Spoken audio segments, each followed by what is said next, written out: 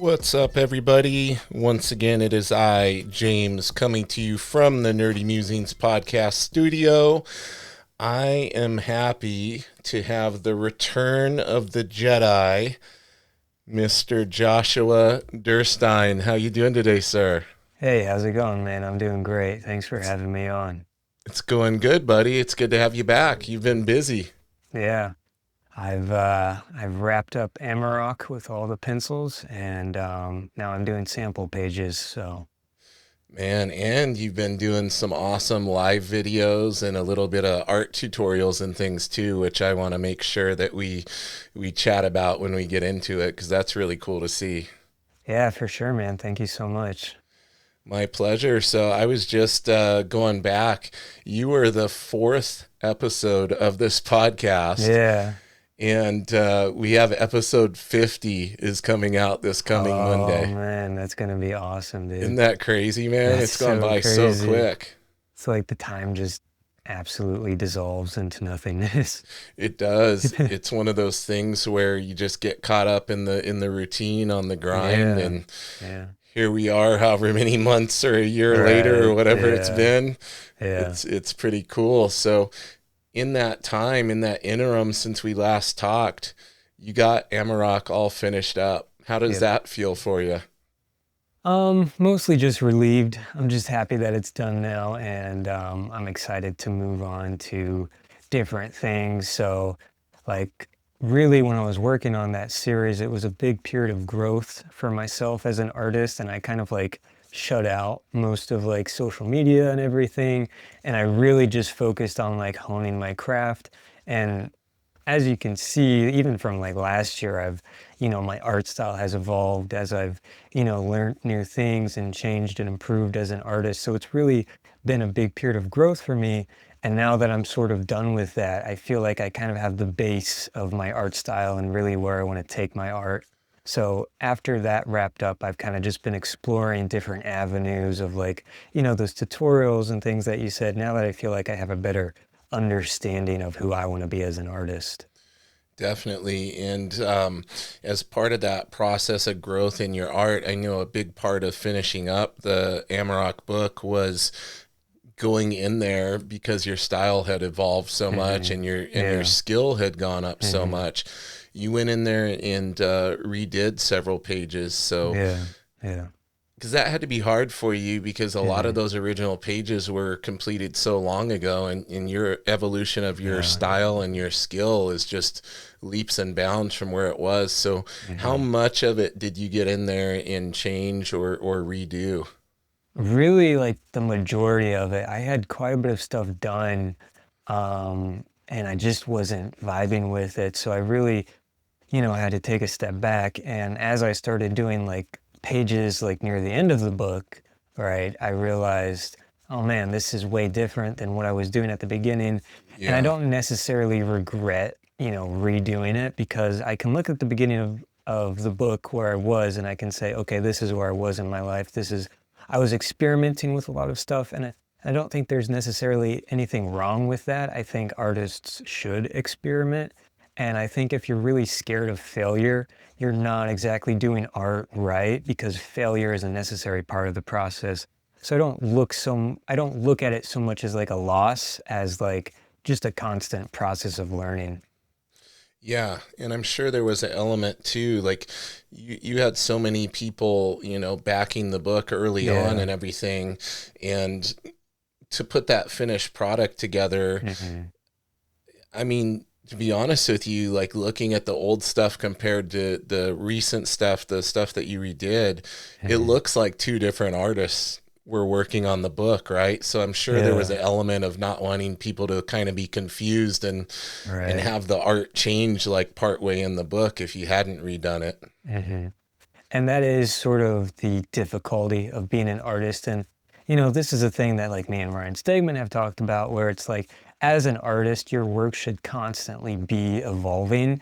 The one issue with that, especially where I'm at, where I'm so sort of like green and juvenile to this whole art industry, is that I am progressing like very, very rapidly. So it's like, I kind of look at where I was, and it's like I'm in a completely different spot right now. But especially, I like to use Ryan Stegman as an example because you can look at different runs that he's done, like Scarlet Spider, Superior Spider-Man, Uncanny Avengers, and like all of those books have very distinctive art styles. And then obviously he had a massive change when he went over to Venom.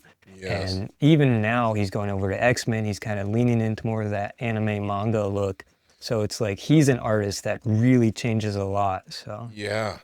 Yeah, it's interesting. I have some of his original art and some of his first pages for like his very first work he did when he broke hmm in for Marvel and everything. And it's interesting to see he's kind of coming back around to the style that he had when he broke in.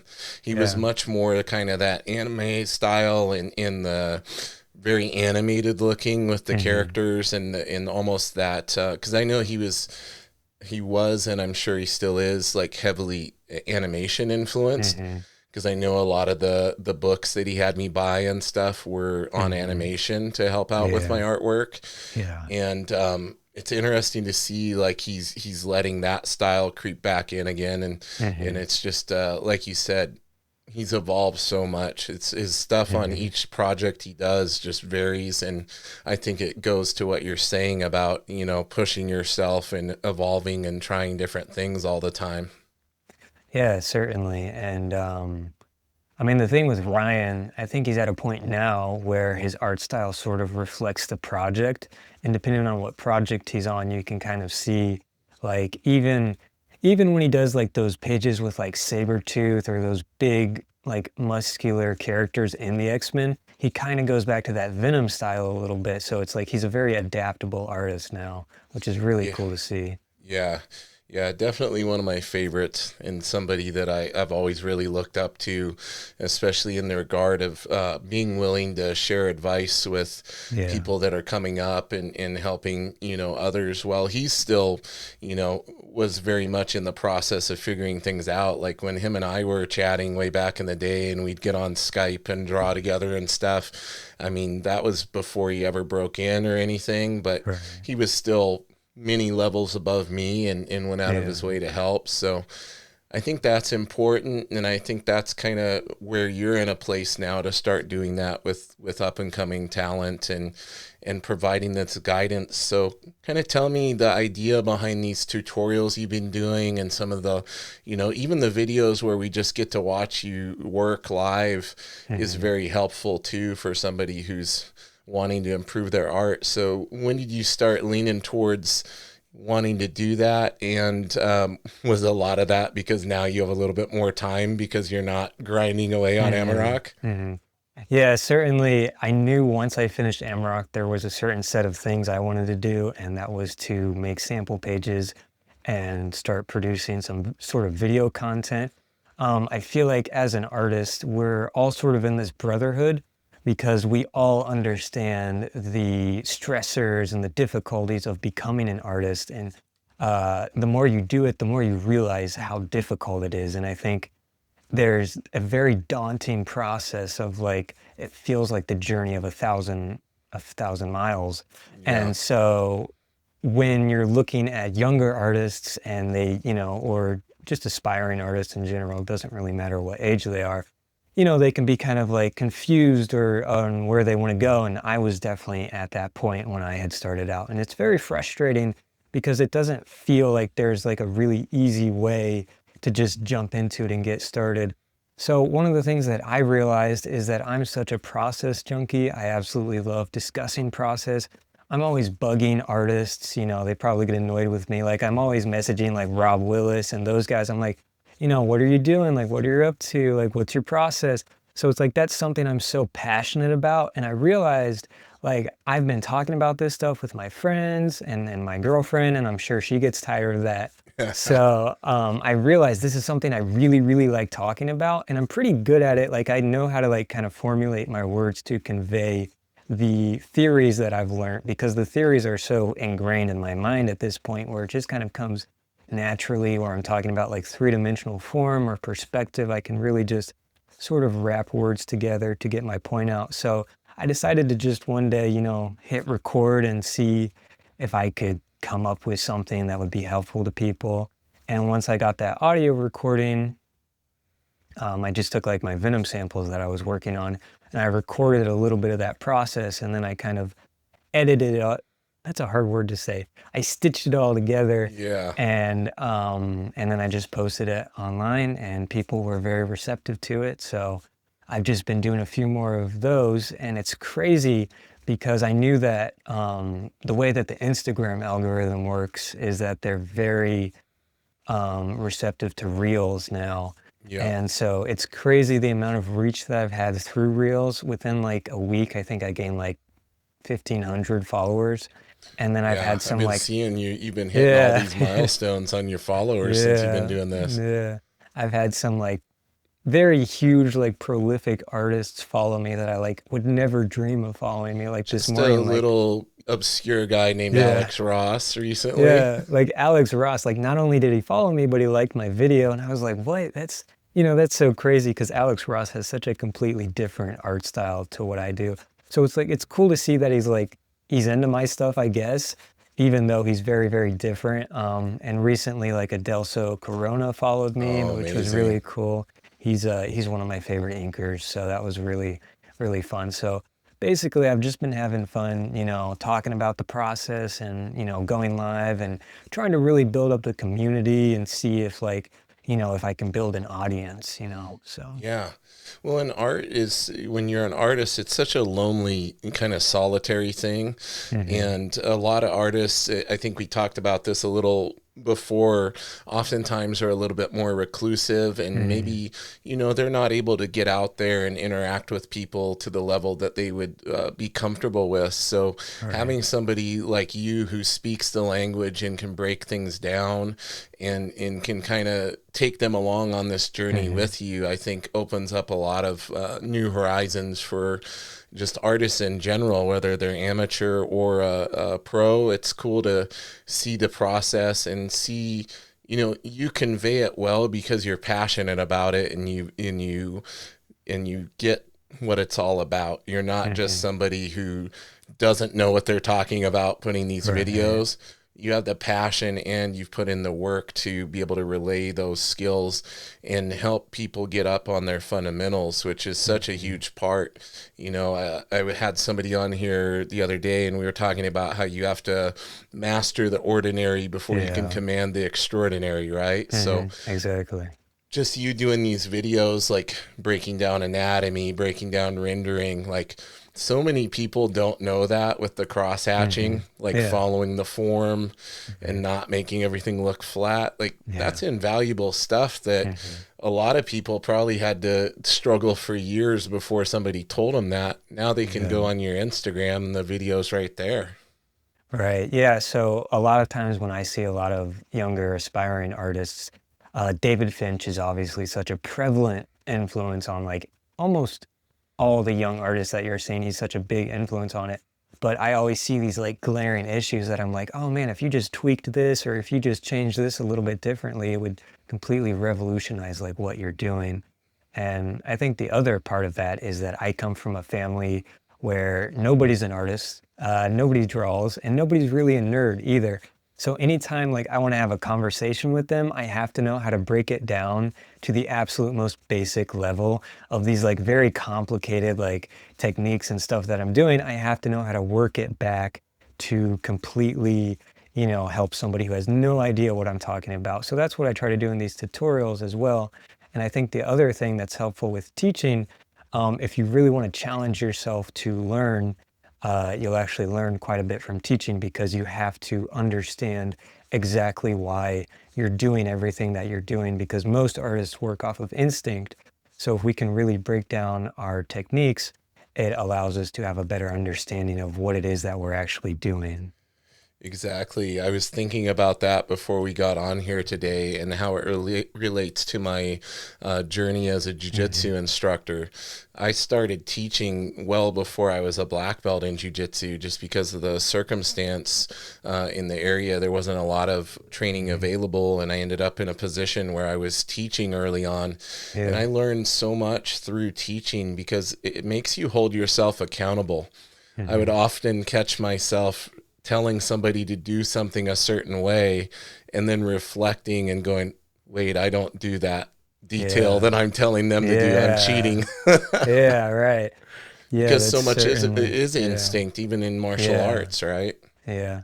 And that's certainly such a big part of it. And before I had kind of jumped into this like, hemisphere of like getting into the educational space, I'd always been like, I don't know if I'll ever be like ready to do that. And at some point you just kind of like got to jump in. And the thing that you realize is that everybody is constantly learning and we're all just at different points in our learning process. So if I have the opportunity to get in there and just give a few tips that I've learned, I think, that can hopefully be valuable to somebody. Yeah. And you're early enough in your journey that all of that stuff is still very like prominent and fresh in your mind. Like a Yeah, lot of for the sure. revelations you've had, you're like, oh, Hmm.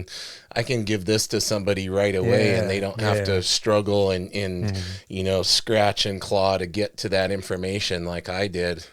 Yeah, that actually reminds me of something interesting. If we wrap back around to Amarok really quickly, Yeah. you can see those very early pages where I was kind of like almost pushing my style to the limit to where it would break. And what I mean by that is that I was so big into cross-hatching that I would see how much can I get away with this? Like how much cross-hatching can I do before it starts to break? And if you look at a lot of different artists, there tends to be a pattern of pushing your like cross hatching to the absolute limit before you kind of regress back into more simplistic cross hatching. And the best example I have with that is like Travis Charest. If you look at his early DC work and even his early Wildcats work, you can see he is going for that very Jim Lee style, of course, but he's also doing tons and tons of that cross hatching. And as he progresses as an artist and he's really more focused on communicating the form with cross-hatching rather than using cross-hatching as details, you can kind of see an evolution in his style. Yeah, and that goes right back to what we were talking about, the commanding the extraordinary, mastering the ordinary, right? Yes, Like yeah. he had to master that form to really be able to Hmm. put that polish on it and have the rendering work in a Hmm. way that it enhanced the artwork instead of getting close to breaking it. Yeah. Yeah, and that's So, another, oh, oh, go sorry. ahead, go ahead. That's another thing with cross-hatching is that for me, when I was learning how to do it, it was a constant battle between how much of this do I want to use to actually convey the form and how much of it do I want to use to like as a gradation out of the shadow, right? Because it's kind of playing in two worlds of conveying the form, but also kind of being your gray. And so that's why different guys like Philip Tan, who do that really detailed cross hatching, they're oftentimes, sometimes, especially if they're doing like a black outfit, they're using it to like as their gray tone. And so it can be a constant battle between like, you know, should I be using it to contour the form here or should I be using it to pull out of the shadows? So that's something that I found myself struggling with, and that's why I started making videos about it as well. Well, the videos are awesome, and I hope that there's plenty more of them to come in the future because I know I'm learning a ton from a man. So keep it up on those for sure. Yeah, thank you so much. I'm going to try and post one at least once like every weekday, a Nice. tutorial at least. Like today I did a like a written tutorial, just, trying something different. But yeah. Yeah. And you're on there doing your live sessions too, where Hmm. like it's kind of this dual, combination that people can hit because they can watch your tutorials, but then if Hmm. you're on there on a live stream on Instagram, they can pop on there and ask you questions, right? Yeah, yeah. That's another thing that I wanted to make sure I did is I started my live streams up, and that's just to kind of build a community, but also answer questions more in depth because different times I'll get DMs and it can be a really simple question of like, how do I get started? And it's like that's a simple question, but it's a very complicated answer. And so I really need a space where I can talk it out because I could text it out, but then I'll be texting for like 30 minutes and it's like that's kind of a waste of my time. So what what's convenient with the live streams is that I can work on like the boring part of my drawing where I don't really need to like have my brain on when I'm working. And then I can answer questions and hopefully give people a better idea of what to do and give more in-depth questions than I can, or answers than I can do in the Instagram Reels, because obviously those are very short format videos.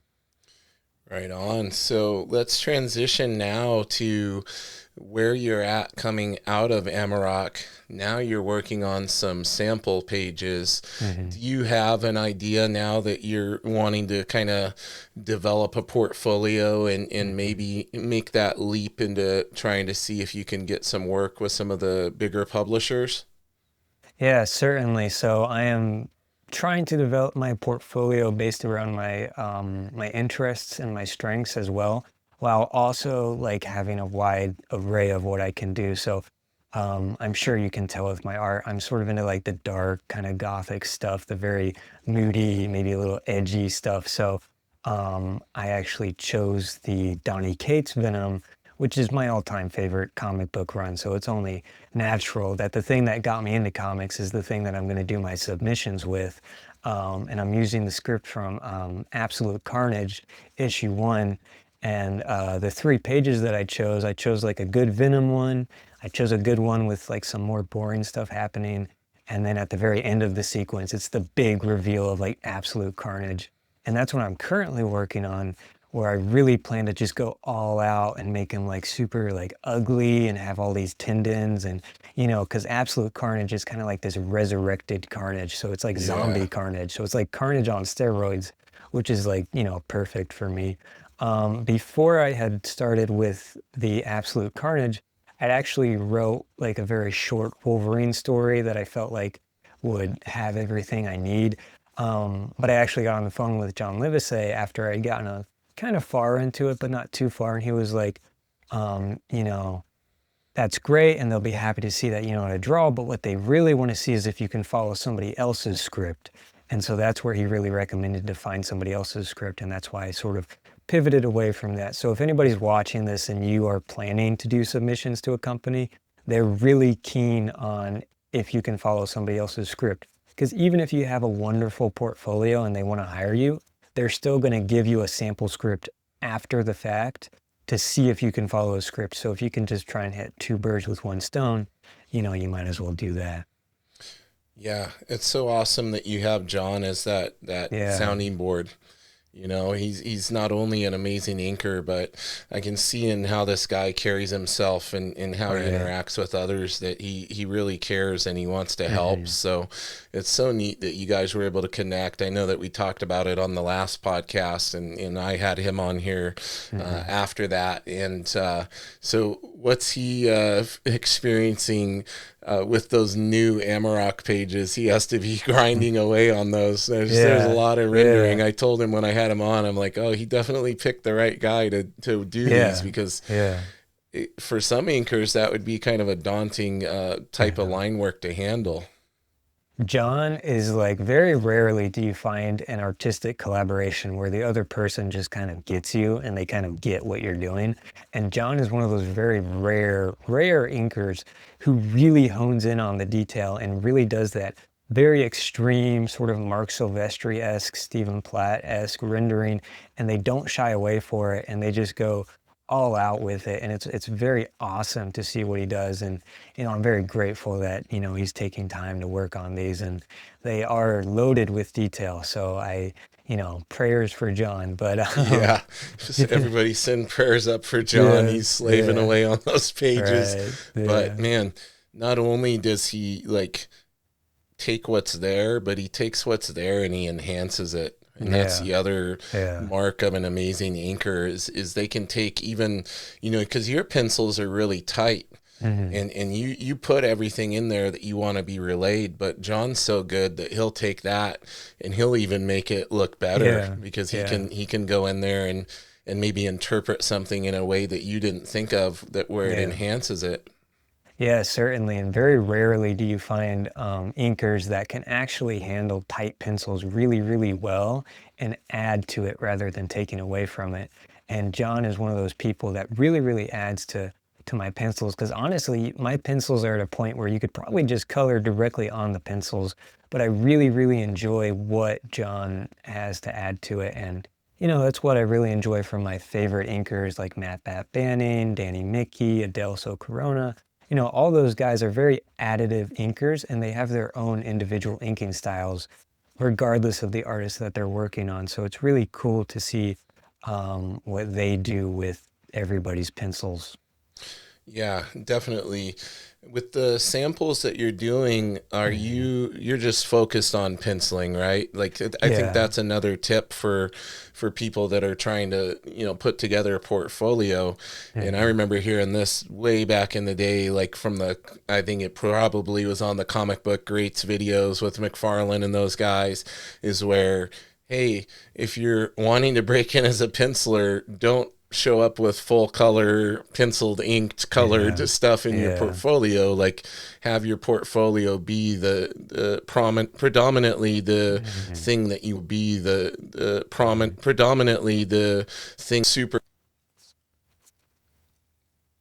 Yeah, now I will add on to that where I don't think individual artists should ink or color their work if they're only trying to get like penciled work. There are a few artists who like do everything, and at that point you just make sure all of it's colored, right? If you're going to do that. But I will say, if you're like an individual penciler and you have like a buddy or your friends, for example, I'm friends with John, and I'm going to be including, like John said, he would ink one of those Venom pages that I'm doing, just so that I can show Marvel, what kind of inker I feel like works over me the best. And then I'm Yeah, also going to be including um, that Spider-Man Venom piece that John inked, and I actually got Frank Martin to color that, and very nice. he colored Venom for Stegman, and right now he's on Absolute Batman.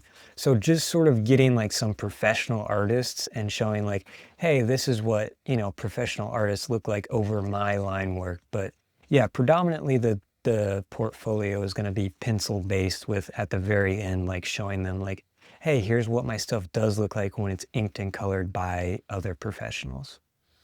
Yeah, that's awesome.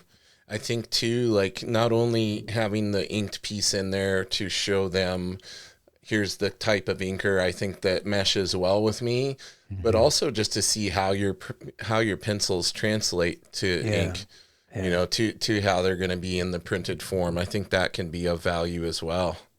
Oh yeah, it's a big value, especially I feel like with my pencils, it would be very easy for an a poor inker to get lost and to sort of muddy up everything that I am indicating with my pencils. So it's really important to show that like, hey, my pencils are good, but I just need a really good inker who's going to know how to clarify things when it comes to fully black and white. And that's sort of something I was talking in my tutorial is that when you're drawing comics, you have to keep in mind that this is a purely black and white art form. I mean, yes, there is like technically outliers to that rule, like anything with Alex Ross, of course, that's, he's painting. But when it comes to like classic Western comics and you're working with a team of a penciler, an inker, and a colorist, it's like when you're doing those pencilers with the intent of giving them to an inker, you have to be aware that it's only going to be able to be black and white. And that's why cross hatching is such an important thing because that is your gray tone. It's the illusion of gray. Yeah, I am noticing a lot more lately. I've been, because I look at stuff on the iPad. Hmm. I view the majority of my comics on the iPad, Hmm. and sadly, the close-up vision's starting to go. I'm Hmm. finally to that point in my life where Yeah. I'm having to wear reader glasses and things, but on the Yeah. iPad I can zoom in when Right. I need to. But through that zooming in, I'm noticing a lot of the people's art and a lot of the recent books, including the Hmm. new the Pepe Larraz Amazing Hmm. Spider-Man book. That was That's all awesome. pencils. Like you zoom in, it's Yeah. pencil and stuff. It's not inked. So it's Hmm. kind of interesting. I've been noticing that on a lot of books that if Hmm. the I think Netho Diaz is another one on Yeah. the X-Men stuff. If you Yeah. zoom in on that, you can see that it's not inked on a lot of it. Some of it was, Yeah. but there's a Yeah. lot of stuff recently where they're just shooting straight off the tight Hmm. pencils. And that's certainly, like something that the companies do, especially if they don't want to pay an inker. They're just going to go write off the tight pencils. But if you're, sending in like portfolio pieces of like fully finished comic pages and it's like these really nice graphite drawing with all this blending and everything, they'll usually reject you just because they want to see that you can be inked rather than, this guy does really awesome, Yeah. pencil line work, but we can't get anybody to ink him. So. So with this process of putting the portfolio together, obviously there's going to come a point where you need to start shopping this stuff around. Mhm. So what are your plans? Are you thinking about hitting up cons and going that Mhm. route? Are you going to be emailing stuff off? Obviously, you have Mhm. some connections now that you've developed, Mhm. with some pros and everything. So that might be an avenue of getting your stuff seen. What are your thoughts on that? What are you planning once they're completed? What are you thinking your approach is going to be? Well, I actually have a pretty like detailed out approach just to make sure I can do it as best as I possibly can. So Ryan actually, Ryan, as we were saying, he's an amazing guy. He's very helpful, but more than that, he's a really, really like good person, and he's really good at like, telling editors like, hey, maybe you should look at this guy, or maybe we could hire this guy. And he actually said that he would show my stuff to Ricky Purdon, which is Oh, sweet. the talent manager for Marvel. So when I get that done, that's obviously going to be like the plan A. Plan B will just be like like email everybody I can find, anybody from like Marvel, DC, like, hey, look at my stuff, please. And then I'm gonna have like a list of references from different professionals that I know. Like I know Chris Campagna said he would be a reference. Ryan Stegman, V. Ken Marion, those guys, they're all incredibly, incredibly helpful. So hopefully, with that sort of backing from some of their best artists, they might be interested in it a little bit more. And then if that all fails, New York Comic Con. Okay. So yeah, Hit the grind. Yeah. right, Go yeah, put the yeah, feet on the street and yeah, do it the old fashioned way, right, right? yeah, yeah, Yeah, certainly. it's different now because there's so many different avenues for people Hmm. to get their work seen. Hmm. Like, obviously, you've built an incredible social media following over the Hmm. years, and a lot of other artists, you go out there and you see so many people. Like, I say this all the time on here. You could probably sit on Instagram for the next year Hmm. straight and keep discovering new amazing artists you didn't know Yeah, exist, right? yeah, yeah. So with that comes, it's like a double-edged sword because yes, you have more availability Hmm. to have your work seen, Yeah. but you're also competing with hundreds of thousands of other Hmm. amazing people out there. So Yeah. what do you think is the nature that you need to approach it to set yourself apart from Hmm. the other people out there? Is it just the community and making Hmm. the connections and developing these, genuine friendships and relationships with other people Hmm. that have the same interests and the same goals as yourself? Yeah.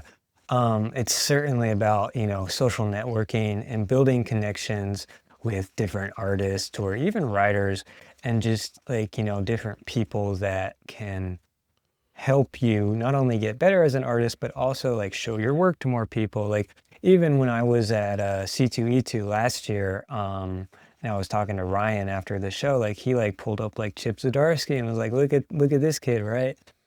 So it's like that's definitely a big thing, and I think you also have to understand like how to build genuine connections. Like it's like not every artist is going to talk to you, but some of them will. And if you can get to that point, make sure you're not bothering them or wasting their time and Yeah. that you're asking useful, productive questions. And like for me, I consider myself extremely blessed and extremely lucky because when I was really just starting out as an aspiring artist, that was during COVID.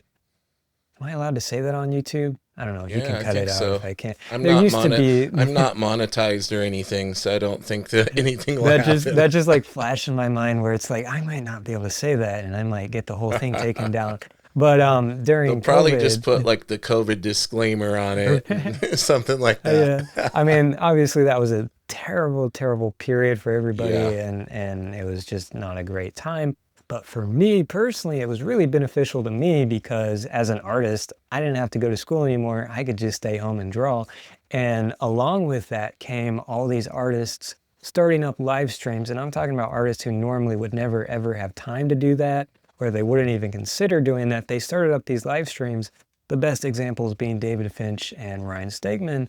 And I was able to just, show up every single night that they were live streaming and chat with them in the live chat. And it's like eventually they started putting my name with my art and they were like, hold on, this guy's like, I see something here. I want to help him.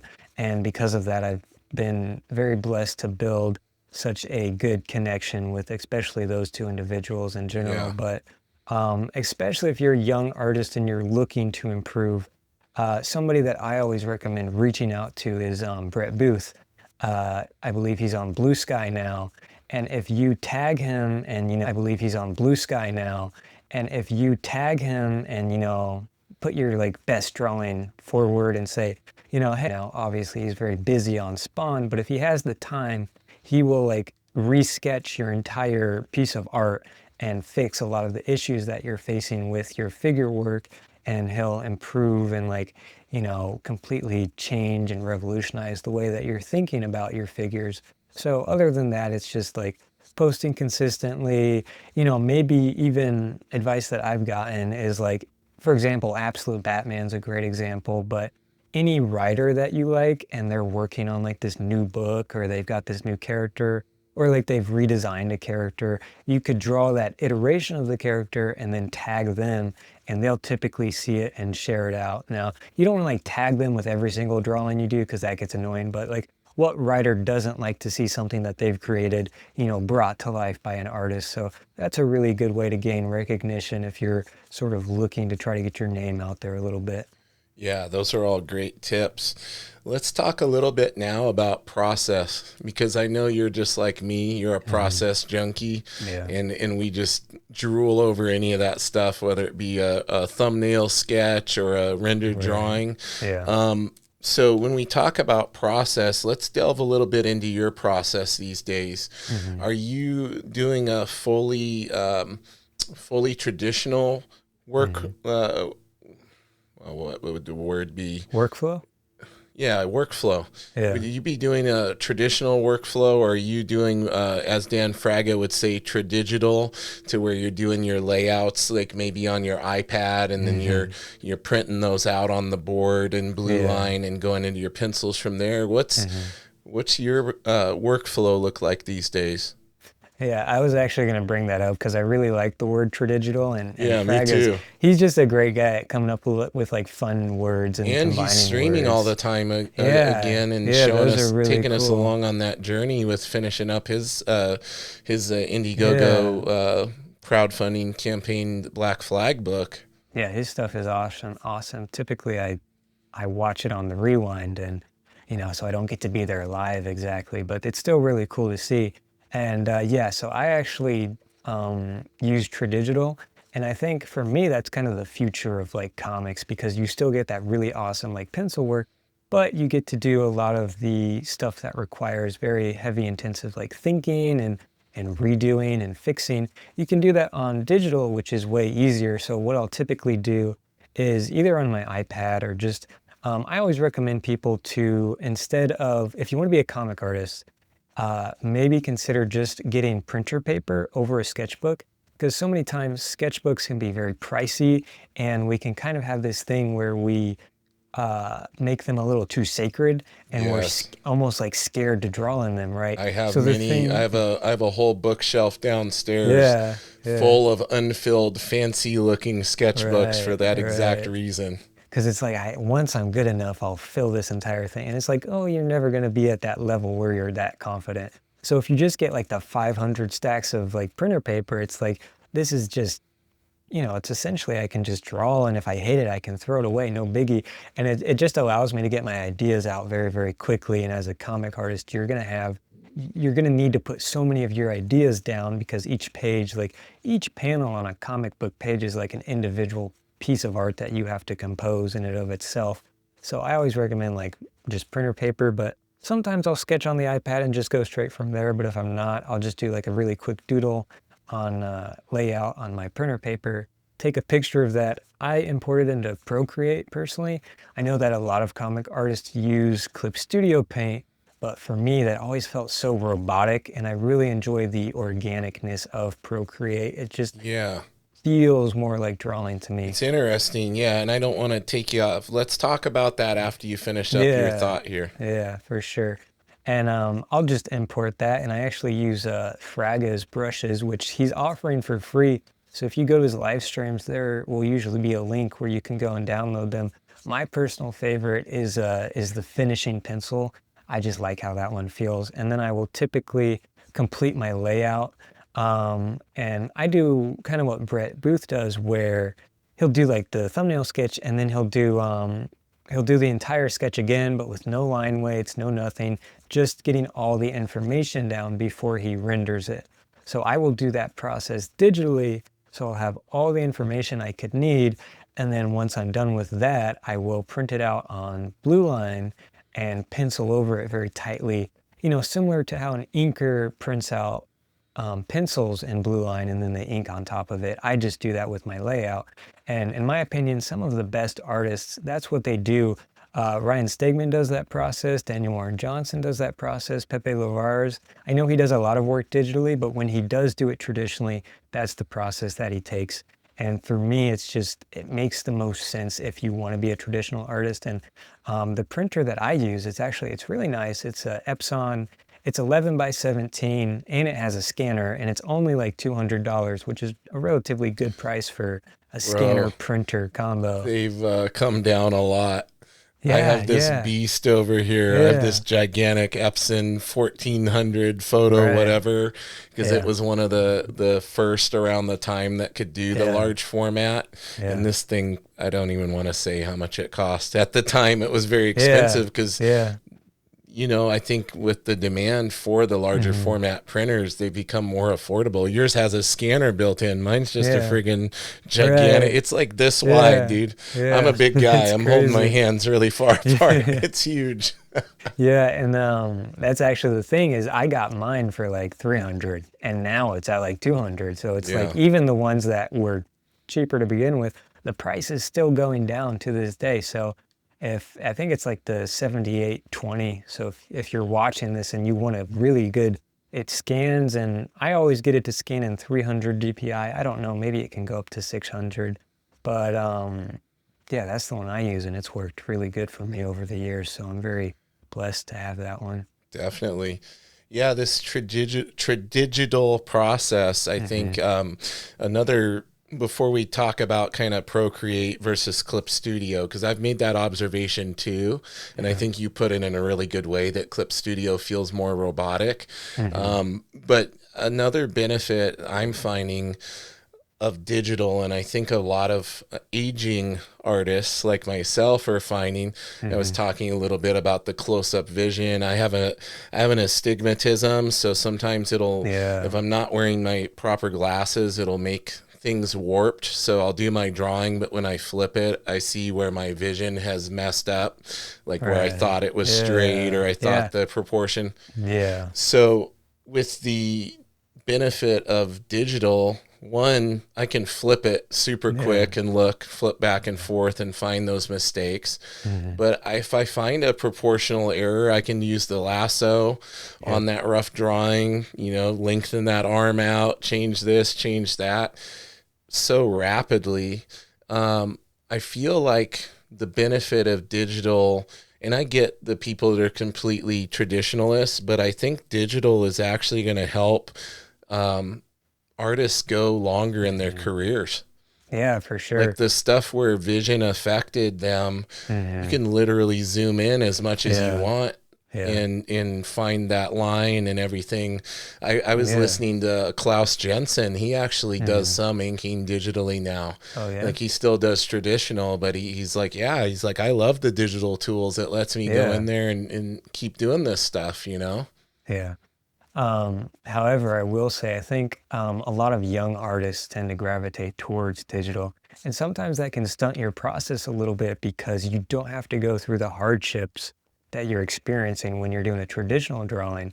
So if you are just starting out, I think it's incredibly valuable to learn how to do all of this traditionally and, get frustrated when your sketch doesn't work out 20 different times and you have to keep redoing it, because digital obviously streamlines it and it makes it easier, but that can be a little dangerous if you don't already have the knowledge that comes from traditional art. So I think it's incredibly helpful later in your art journey, but, I think it's important. Everything kind of needs, I'm trying to think of the word. You still need that foundation. It's Yeah, just like what yeah, we were yeah, talking about. I exactly. mean, I'll preface it with exactly what Joshua said.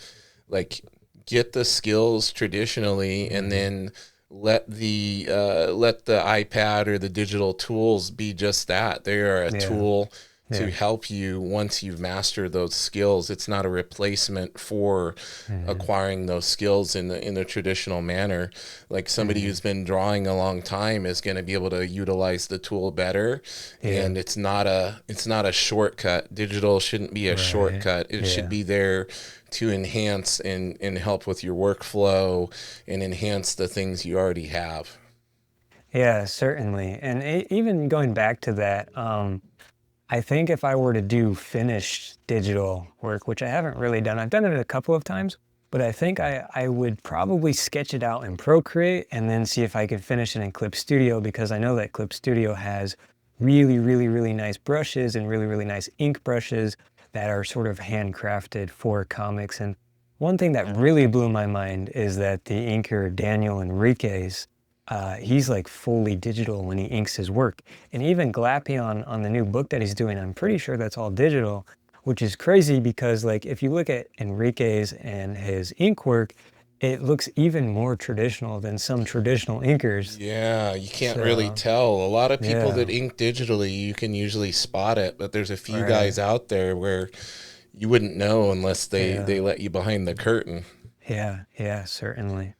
So let's talk a little bit about Procreate versus Clip Studio Paint. Hmm. Like Clip Studio Paint was specifically designed to be for comic artists. Like it Yeah. has all the panel creation tools Hmm. and all the perspective stuff before other Hmm. programs had like the ability to do the perspective rulers and the Hmm. grids and all of that. And Yeah. for all intents and purposes, it should be the thing that all comic book pros who work digitally use. But for whatever reason, Procreate just feels better. Yeah.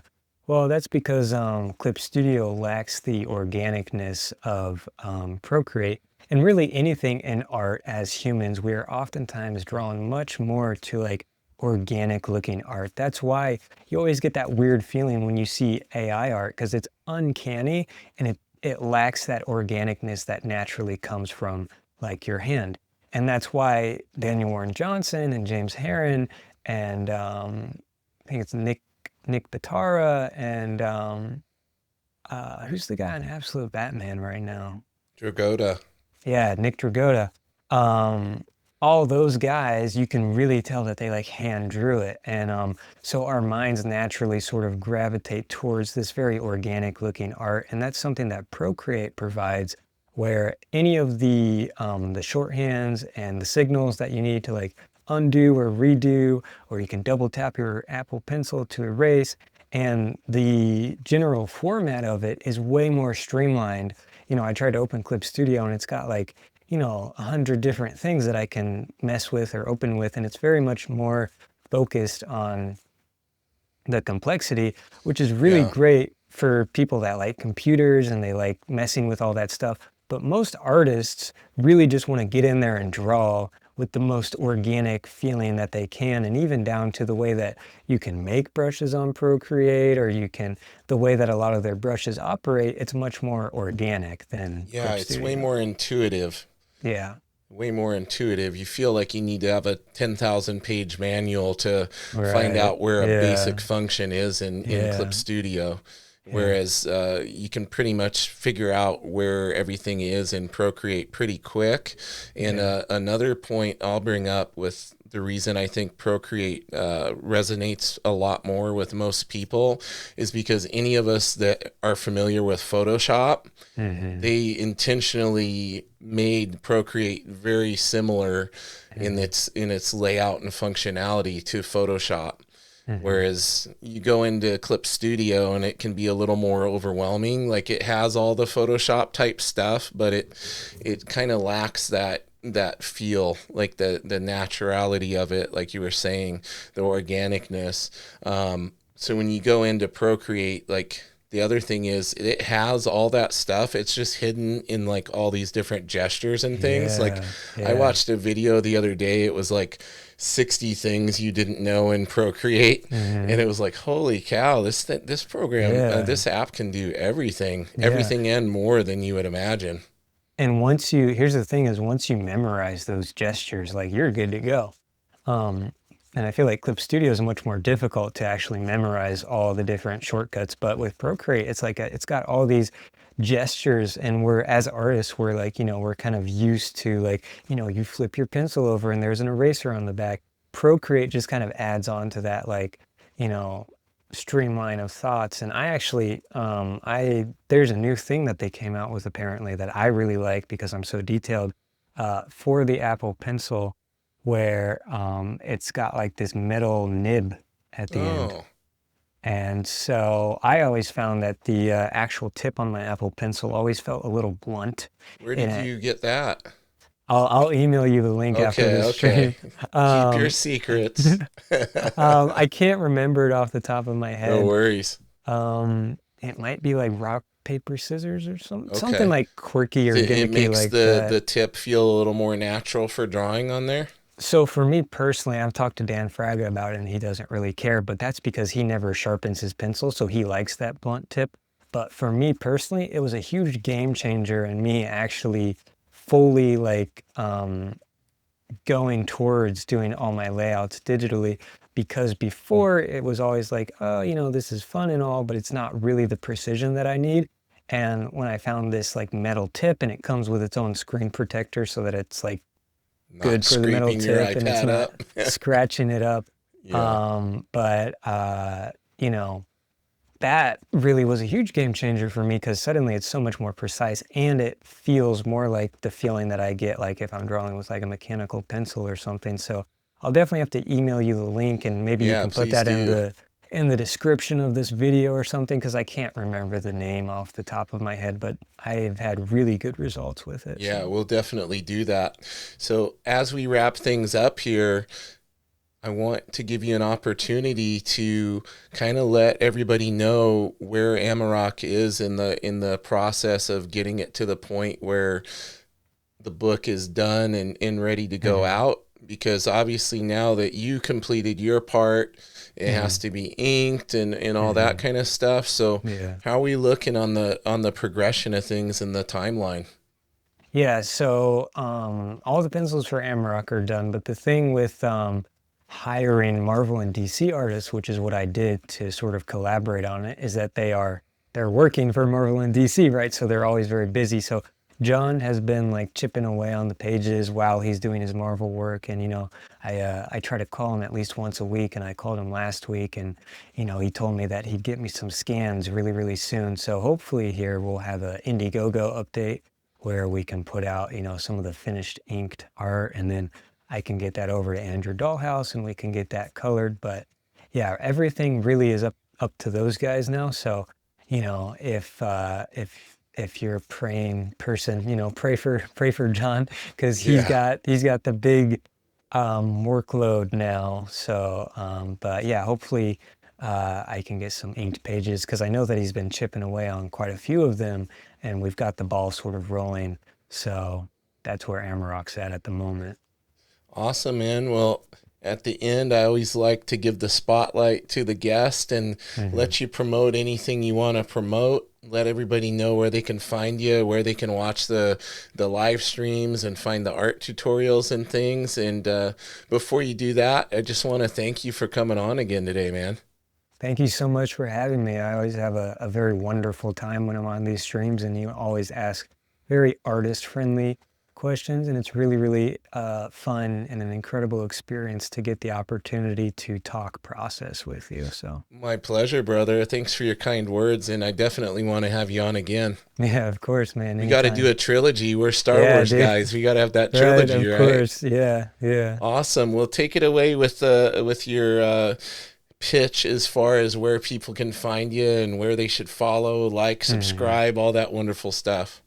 Yeah, so right now I mostly post on Instagram, and that's where I'm posting daily tutorials, at least on the weekdays.